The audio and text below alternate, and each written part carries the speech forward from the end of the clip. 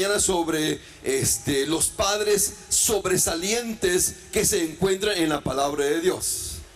En ellos hay una buena cantidad de padres que sobresalen. Y en esta mañana vamos a aprender acerca de ellos. Si en esta mañana usted es padre, pues que este mensaje o que este ejemplo de los padres les sirva para que continúe haciendo lo que está haciendo, o hacer lo que quizás no está haciendo, o lo que debe de ser. Si en esta mañana usted todavía no es papá, pero quizás en el pronto futuro lo va a hacer, espero que este mensaje sea un mensaje que le ayude, que le sirva de guía para cuando usted sea papá, pues sea un buen papá. Amén. Muy bien. Padres sobresalientes de la Biblia. Aquí hay varios ejemplos. El primero que quiero que veamos se encuentra en el libro de Josué. Vaya conmigo ahí rápidamente. En el libro de Josué, en el libro de Job, no Josué, pero Job. En el libro de Job leemos algo muy importante, interesante sobre la vida de este padre. Vaya conmigo ahí. Empezando desde el verso 1, dice: hubo en tierra de Uz un varón llamado Job, y era este hombre perfecto y recto, temeroso de Dios y apartado del mal. Y le nacieron 7 hijos y 3 hijas. Su herencia era 7,000 ovejas, 3,000 camellos, 500 yuntas de bueyes, 500 asnas y muchísimos criados. Y era aquel varón más grande que todos los orientales. E iban sus hijos y hacían banquetes en sus casas, cada uno en su día, y enviaban a llamar a sus 3 hermanas para que comiesen y bebiesen con ellos. Y aconteció que, habiendo pasado en turno los días del convite, Job enviaba y los santificaba, y se levantaba de mañana y ofrecía holocaustos conforme al número de todos ellos, porque decían: quizá habrán pecado mis hijos y habrán blasfemado contra Dios en sus corazones. De esta manera hacía todos los días. Repite conmigo: todos los días. Algo sobresaliente de este padre que encontramos en la Biblia era que este hombre se levantaba cada mañana y ofrecía sacrificios, ofrecía holocaustos por todos sus hijos.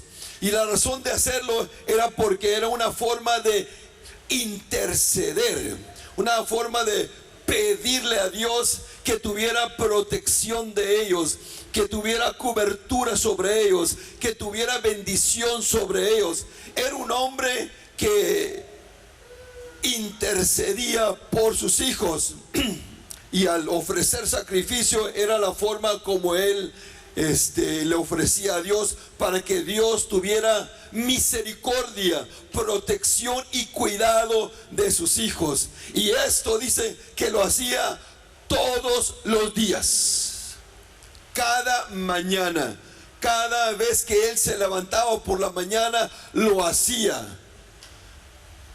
Era un padre que intercedía por sus hijos, aunque sus hijos ya estaban grandes, ya estaban en sus casas, ya eran responsables de ellos mismos.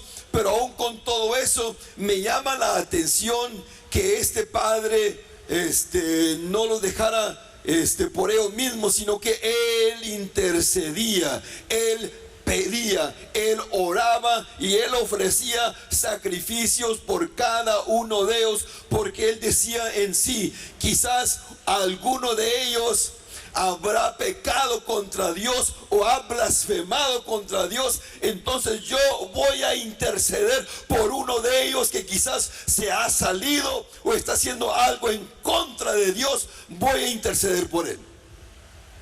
Este es un padre sobresaliente que encontramos en la palabra de Dios. ¿Y sabe qué? Dios honra y Dios oye Dios escucha las oraciones de cada padre.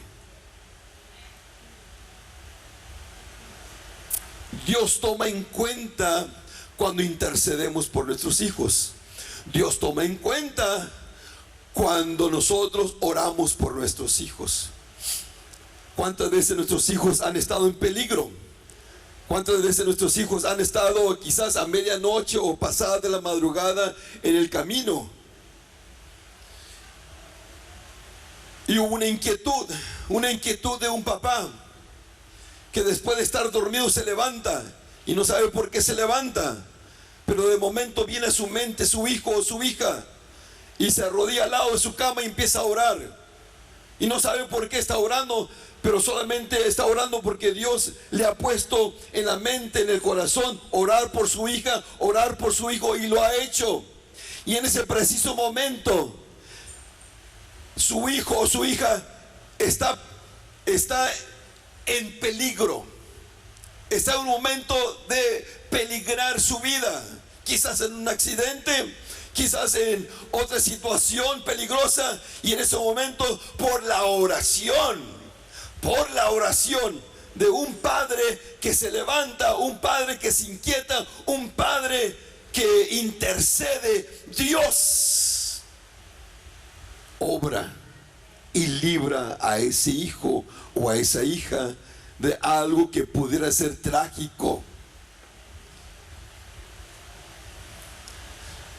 Es muy importante. No podemos decir, no, ellos ya están grandes, ellos que busquen a Dios por ellos mismos, que ellos oren. No, yo encuentro que Job oraba por sus hijos aun cuando eran ya hombres, mujeres mayor de edad. Es que la cobertura de un padre es tan extensa. La cobertura de un padre abarca mucho. La cobertura de un padre es tan poderosa sobre sus hijos. Así que en esta mañana miremos, hermano, la importancia de un padre sobresaliente que es un sacerdote de hogar, que es un padre que intercede, un padre que ora por sus hijos. Así que sigamos, papás, orando por nuestros hijos, porque cuando tú oras, Dios hace cosas grandes con nuestros hijos. Dios protege, Dios guarda, Dios cuida. Otro personaje que encontramos, o otro padre que encontramos en la palabra de Dios que sobresale, lo encontramos en el Nuevo Testamento, en el libro de San Lucas. Vaya conmigo ahí, en el libro de San Lucas, el capítulo 8.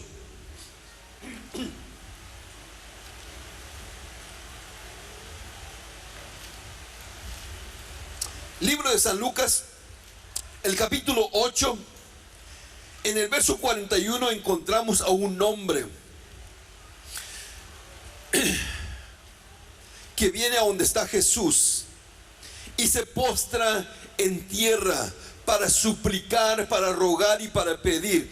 Verso 41 nos narra la historia y nos dice de esta manera: entonces vino un hombre llamado Jairo, que era principal de la sinagoga, y postrándose a los pies de Jesús, le rogaba que entrase en su casa, porque tenía una hija única, como de 12 años, que se estaba enferma, muriendo, y mientras iba la multitud le oprimía. Algo interesante de observar de este padre de familia era, primero, que este hombre que sobresale es que le importa más la necesidad de su hija que su posición que él tiene. Ahora, este hombre era un hombre importante. Dice aquí que era un principal de la sinagoga. En otras palabras, este hombre era el que se encargaba, era el que estaba al frente de una sinagoga. Una sinagoga era como una iglesia que se celebraba en la casa, porque en aquellos tiempos no estaba el templo dispuesto para celebrarse, sino que se celebraban en las casas. Y este hombre era muy importante en la sociedad, era un hombre muy importante en cuanto en lo que es la religión, era muy importante en el pueblo, era un principal de la sinagoga. Y en ese tiempo pues no eran muy favorables con Jesús, porque Jesús venía trayendo otra enseñanza y otra doctrina que ellos no entendían o no estaban de acuerdo. Pero me llama la atención que en ese momento, cuando su hija está enferma, está en cama, está enferma de muerte, él hace un lado todo, hace un lado su puesto, hace un lado su posición, hace un lado su trabajo, hace un lado todo lo que es importante para él y va a donde está Jesús, y ahí donde está Jesús se arrodilla delante de él, no importando quién lo está viendo, no importando quién está ahí, no importando quién puede decir algo de él. Lo que le importaba en ese momento era su hija. Era más importante que su trabajo, era más importante que su puesto, era más importante que su posición, que lo hizo arrodillarse y rogar a Jesús para que fuese a su casa para orar por su hija. Y eso le llama la atención a Jesús. Cuando nosotros como padres reconocemos que sobre todas las cosas que pueda haber en esta tierra, sobre todas las posiciones que podamos obtener en esta tierra, sobre todos los puestos que podamos tener en esta tierra, sobre todo lo que seamos en esta tierra, cuando ponemos a nuestra familia primero que mi posición, primero que mi trabajo, mi familia es primero. Este hombre reconoció esta verdad y se arrodilló ante Jesús y se postró y pidió y rogó. Ahora, al leer la Biblia encontramos que Jesús en ese momento estaba siendo apretado por la multitud. Mucha gente estaba siguiendo a Jesús. Jesús podría haber dicho: no tengo tiempo para ti, no puedo ir ahora.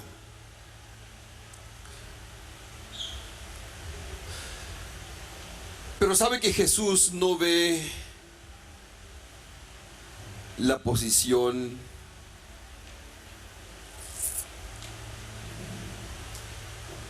Jesús no fue con él porque era un hombre prestigioso, porque era un hombre importante, porque era un principal de la sinagoga.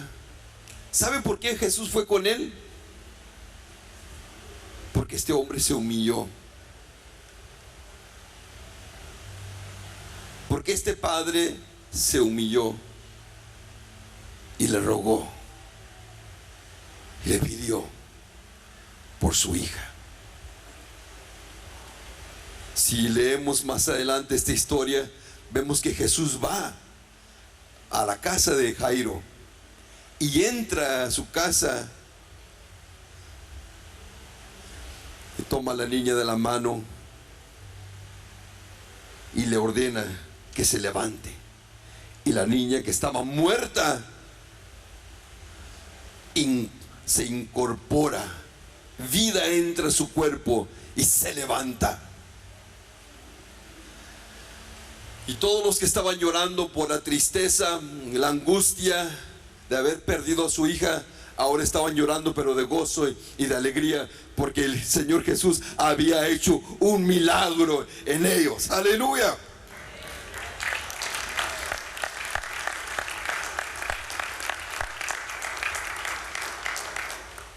Dios escucha y Dios ve cuando tú vienes delante de Él para rogarle, para pedirle, para implorarle. papá.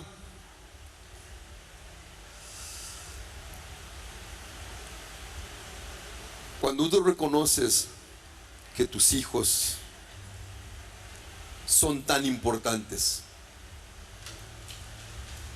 son más importantes que tus negocios, más importante que aún nuestro machismo,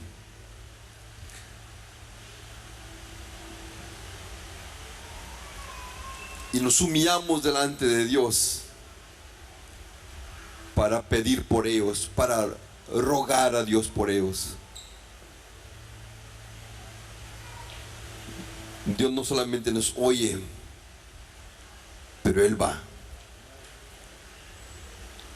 Él va con nosotros hasta nuestra casa para tocar el cuerpo de nuestros hijos que se encuentran enfermos o con una necesidad.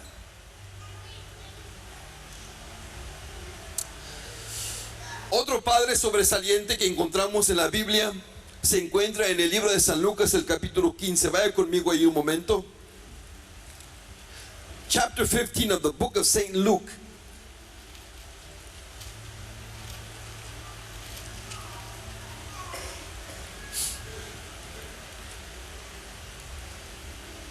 Lo encontró.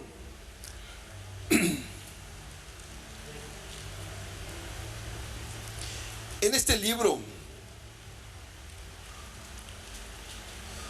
encontramos a un padre que tiene un amor incondicional. ¿Qué es un amor incondicional? Un amor incondicional es un amor que no ve prejuicios. Un amor incondicional es un amor que no ve faltas ni fallas. Es un amor que ama a pesar de las faltas. Es un amor que ama a pesar de no ser amado, de ser rechazado. Aquí encontramos el amor incondicional de un padre. En el verso 20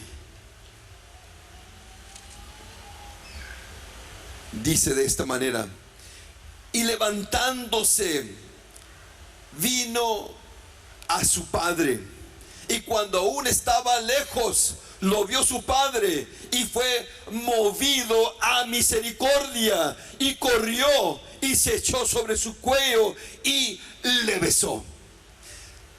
Esta historia relata sobre el hijo pródigo como lo conocemos, pero alguien dijo una vez: debería llamarse más bien el amor incondicional de un padre misericordioso, porque sobresale más el amor de un padre que la rebeldía de un hijo. Pero encontramos en esta historia que este hijo viene y le dice al padre: dame todos los bienes que me corresponden, toda la herencia que me toca a mí. Y el padre se lo da. El hijo va y lo desperdicia todo, y estando allá desperdiciando todos los bienes y toda la herencia, dice que se encuentra en un momento donde ya no tiene nada. No tiene amigos, no tiene ni ropa buena, no tiene ni dónde vivir. Se encuentra en la calle, y viendo que necesitaba comer, dice que buscó un trabajo, y el único trabajo que pudo encontrar era un trabajo donde estaba cuidando marranos o apacentando cerdos. Y ahí, estando él dándole de comer a los marranos, él quiso comerse de esa comida, quiso comerse de esas algarrobas. Pero es cuando él vuelve en sí y dijo: pero ¿qué estoy haciendo aquí? Si en la casa de mi padre hay mejores siervos, servidores, jornaleros que comen mejor, que viven mejor. Por tanto, yo me levantaré, me voy a levantar y voy a ir a mi padre y le voy a decir: Padre, he pecado contra el cielo y contra ti. Por tanto, no me hagas más tu hijo, pero hazme como uno de tus trabajadores, hazme como uno de tus jornaleros. Y el joven se levantó, así todo sucio como iba, así todo mal oloroso como iba, así se levantó y se fue de camino a casa. Cuando estaba llegando a casa, encontramos lo que dice en este verso 20, que cuando él estaba cerca de la casa, el padre lo vio. Cuando el padre lo vio, el padre salió de la casa y corrió donde estaba este muchacho. Y fue y lo encontró. Y cuando lo encuentra, el hijo le empieza a decir lo que había pensado. Y empieza a decirle: Padre, he pecado contra el cielo y contra ti. Y empezó a decirle lo que él había pensado. Pero el padre no puso atención a las palabras que el hijo le estaba diciendo, porque era un amor tan grande, era un amor tan incondicional, que no le importaba dónde este hijo había caído, que no le importó dónde este hijo había llegado, no le importó cómo venía él de sucio y maloliento. Lo que le importó era que su hijo había regresado. Aleluya.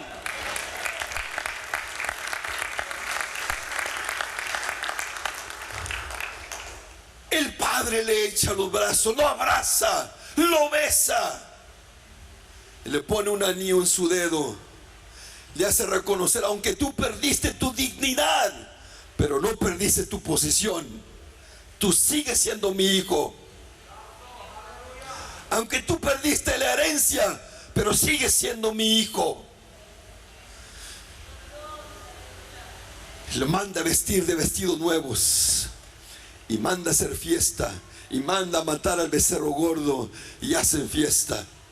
Esto nos muestra a un padre que tuvo más valor, que tuvo más importancia el regreso de su hijo, que el hijo haber perdido toda su herencia.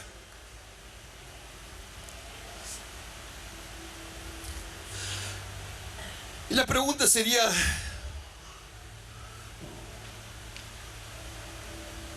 ¿tendría más valor el hijo que la herencia? La respuesta es sí, ¿verdad?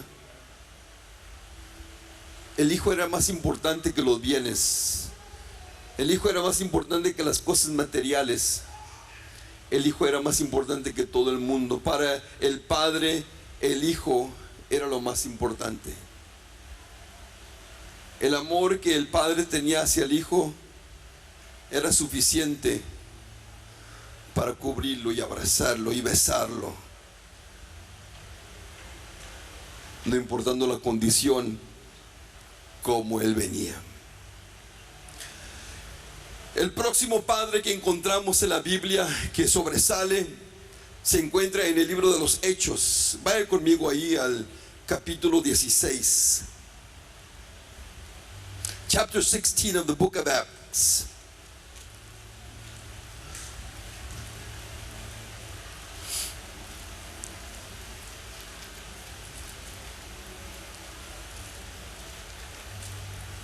¿La encontró?